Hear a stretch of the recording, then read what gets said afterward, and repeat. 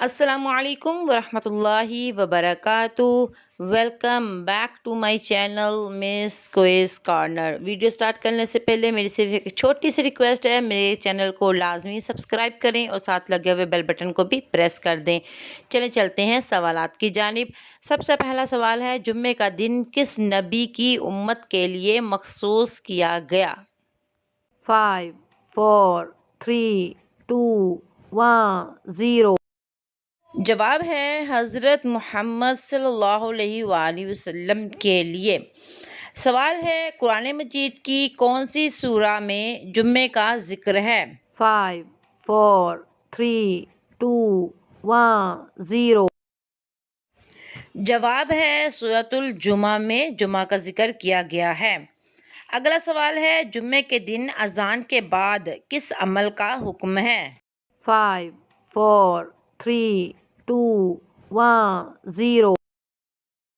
جواب ہے خطبہ سننا اور نماز پڑھنا۔ اگر آپ میرے ساتھ ابھی تک بنے ہوئے ہیں اس ویڈیو میں تو پلیز میرے ویڈیو کو لائک کر دیں اور چینل کو سبسکرائب کر دیں۔ Thank you. چلتے ہیں نیکسٹ کویسچن پر۔ اگلا سوال ہے، نبی کریم صلی اللہ علیہ وآلہ وسلم نے جمعے کے دن کس سورہ کی تلاوت کی فضیلت بیان کی؟ 5 4 3 2 1 0۔ جواب ہے سورۃ الکہف کی تلاوت کرنے کے لیے کہا گیا ہے۔ سوال ہے، جمعے کے دن کون سا عمل چھوٹے حج کے برابر ہے؟ 5 4 3 2 1 0۔ جواب ہے غسل کرنا۔ جمعے کے دن غسل کرنا چھوٹے حج کے برابر ہے۔ سوال ہے، جمعے کے دن دعا قبول ہونے کا کون سا وقت مشہور ہے؟ 5 4 3 2 1 0۔ جواب ہے عصر اور مغرب کے درمیان کا وقت جمعے کے دن قبولیت کا ہوتا ہے۔ اگلا سوال ہے، جمعے کے دن کتنی اذانیں دی جاتی ہیں؟ 5 4 3 2 1 0۔ جواب ہے جمعے کے دن 2 اذانیں دی جاتی ہیں۔ چلیے بتائیے، جمعے کی نماز کی کتنی رکعت ہوتی ہیں؟ فرض نماز کی۔ 5 4 3 2 1 0۔ جواب ہے 2 رکعتیں فرض ہیں۔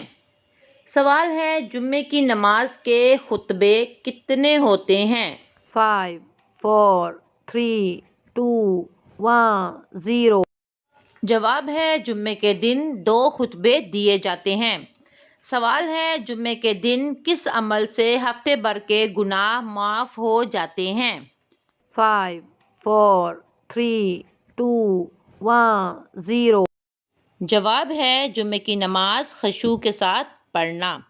یہ تھی میری آج کی ویڈیو۔ امید کرتی ہوں کہ آپ کو میری ویڈیو پسند آئی ہوگی۔ اگر میری ویڈیو پسند آئی ہے تو پلیز میری ویڈیو کو لائک کریں، اپنے فرینڈز اور فیملی کے ساتھ بھی میری اس ویڈیو کو شیئر کریں اور میرے چینل کو سبسکرائب کرنا بالکل بھی نہ بھولیں۔ ساتھ لگے بیل بٹن کو بھی پریس کر دیں تاکہ میری ہر نئے آنے والی ویڈیو کا نوٹیفیکیشن آپ تک پہنچ سکے۔ آپ کی سپورٹ کا بے حد شکریہ۔ اپنا بہت سا خیال رکھیے گا۔ اللہ حافظ۔